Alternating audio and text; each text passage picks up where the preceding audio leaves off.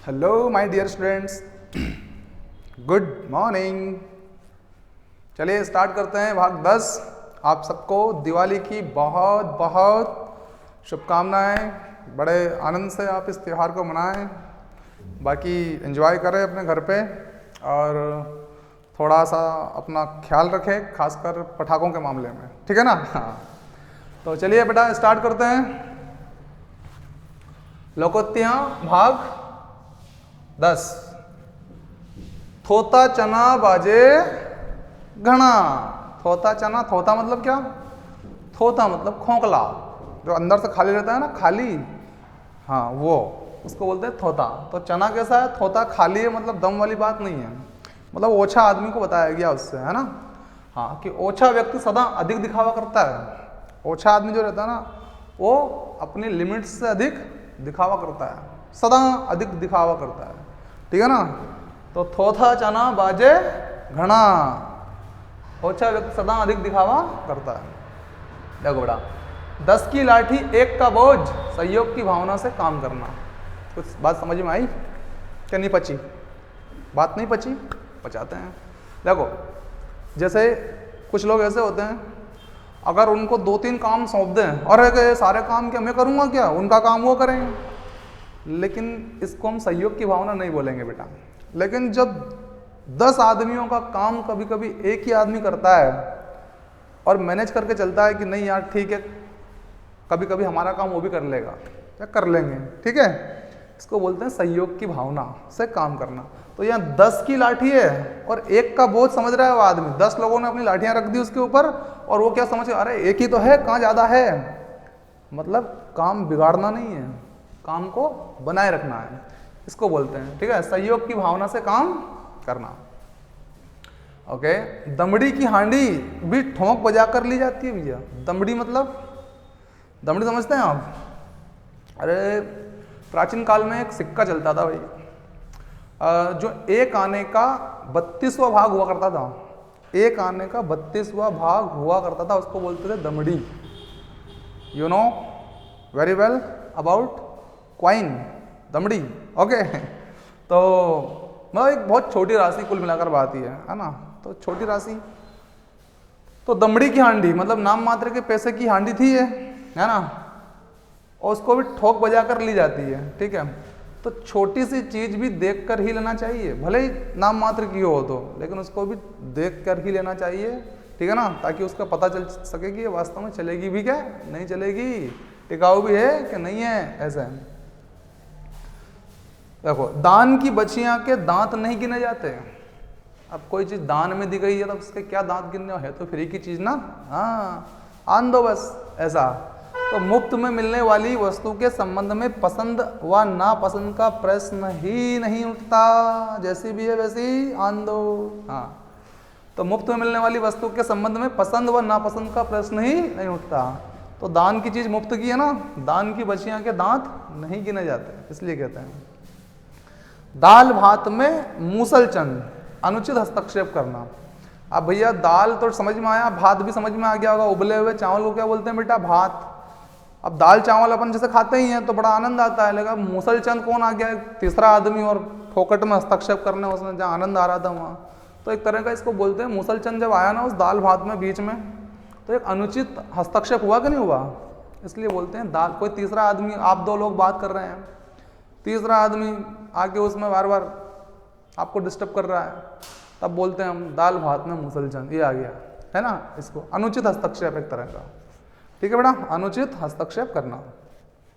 दीवार के भी कान होते हैं, बोला होगा आपने भी, है ना, दीवार के भी कान होते हैं, कहीं भेद ना खुल जाए अपना, हाँ, तो भेद ना खुले इसलिए कहते हैं दीवार के भी कान होते हैं। दुविधा में दोनों गए, माया मिली ना राम। दुविधा में दोनों गए, ना तो आप भजन कर पाए सही साठ और ना पैसा कमा पाए, ठीक है ना, दुविधा में रहे। हाँ, तो दुविधा में दोनों गए, माया मिली ना राम। अनिश्चितता वाली स्थिति थी, मतलब, है ना। तो अनिश्चय की स्थिति में दोनों ओर हानि होना, ना इधर के होना ना उधर के होना। अनिश्चय की स्थिति कभी नहीं होनी चाहिए। क्लियर करो कि पहले करना क्या है, इसलिए कहते हैं प्राथमिकताएं तय करा करो, प्रायोरिटी दिया करो किसी चीज को, कि नहीं पहले जरूरी चीज क्या है पहले उसको करो, उसके बाद थोड़ी उससे कम जरूरी चीज़ को पर ध्यान दो, है ना। पहले सबसे ज़्यादा जरूरी चीज़ पर ध्यान देना चाहिए बेटा, ठीक है ना। इसलिए प्राथमिकताओं का तय करना बहुत जरूरी है जीवन में। दूध का दूध, पानी का पानी, निरपेक्ष न्याय। निरपेक्ष का मतलब होता है तटस्थ, ना हम इस पक्ष में हैं ना उस पक्ष में हैं। हम बिल्कुल जो न्याय देने वाले हैं वो कैसे देने वाले हैं, बिल्कुल साफ सुथरा, है ना। तो इसको बोलते हैं दूध का दूध, पानी का पानी हो जाएगा, मतलब न्याय बिल्कुल साफ होगा, तटस्थ होगा, निरपेक्ष होगा, निरपेक्ष न्याय को बोलते हैं, ठीक बेटा। ओके भैया, लाइक का बटन दबाया नहीं दबाया अभी आपने, जल्दी से बताओ यार फटाफट। हाँ तो दबाओ फिर फटाफट, है ना। लाइक तो कर ही दिया करो यार, मैं कहता हूँ तब करते हो आप लोग, है ना। Thank you very much. Okay चलिए आगे देखिए, देसी मुर्गी विलायती बॉल। देसी मुर्गी विलायती बॉल। अब आप समझ रहे होंगे विलायती क्या चीज़ है सर ये। देसी तो बात समझ में आ गई, लेकिन विलायती, बेटा विलायती जो विलायत का रहने वाला होता है ना उसको बोलते हैं विलायती। अब पूछो कि विलायत कहाँ है सर ये, तो ये ब्रिटेन में पड़ता है। कहाँ पड़ता है, हाँ इंग्लैंड में पड़ता है, ब्रिटेन में पड़ता है विलायत। तो वहाँ से आया हुआ व्यक्ति क्या बोला जाता है, विलायती। तो ये कोई आया है वो क्या बोल रहा है, विलायती बोल रहा है। और मुर्गी कौन सी है, देसी है। तो मामला जमेगा क्या, नहीं जमेगा, मतलब बेमेल है स्थिति। हाँ एक विदेशी है और एक देसी है, तो मेल नहीं बनेगा ना इनका, बेमेल। देशी मुर्गी विलायती बोल बेमेल। 2 पैसे की हांडी गई, कुत्ते की जात पहचानी गई। मतलब समझ गए, हांडी फोड़ दी होगी कुत्ते ने, तो कुत्ते की जात पहचान ली। तो इसी प्रकार से कोई व्यक्ति है, तो किसी व्यक्ति ने क्या करा, कोई तुच्छ काम कर दिया। कैसा काम कर दिया, और पहचान में आ गया कि तुच्छ आदमी है, अब इससे दूरी बना के रखना है, ऐसे। तो तुच्छ वस्तु से ही किसी की बेईमानी का पता चलता है। तुच्छ वस्तु से ही किसी की, अब तुच्छ वस्तु है ना, 2 पैसे की हांडी तुच्छ वस्तु थी मतलब, और उसी से किसी की बेईमानी का पता चल गया, ठीक है ना। ओके, नदी नाव का संयोग दुर्लभ मिलाप। भैया नदी और नाव का संयोग क्या तरह का दुर्लभ मिलाप है। कैसा मिलाप, दुर्लभ मिलाप माना जाता है उनका मिलना। नो नगद न तेरा उधार। नगद लेन देन हमेशा अच्छा होता है। कहते हैं ना भैया तू 9 रुपए दे जा, 13 रुपए तो बाद में देगा, वो कोई काम का नहीं, आज तो काम रुक जाएगा ना मेरा। इसलिए 9 नगद दे दे वो अच्छा है, 13 उधार बुरा। इसलिए नगद लेन देन का व्यवहार जो होता है ना वो बेस्ट माना जाता है। कैसा, बेस्ट। 9 नगद 13 ना 13 उधार। नगद लेन देन हमेशा अच्छा होता है, ठीक बेटा। ना 9 मन तेल होगा न राधा नाचेगी। अब जब कोई शर्त पूरी नहीं कर पाएगा तो राधा क्यों नाचेगी, है ना।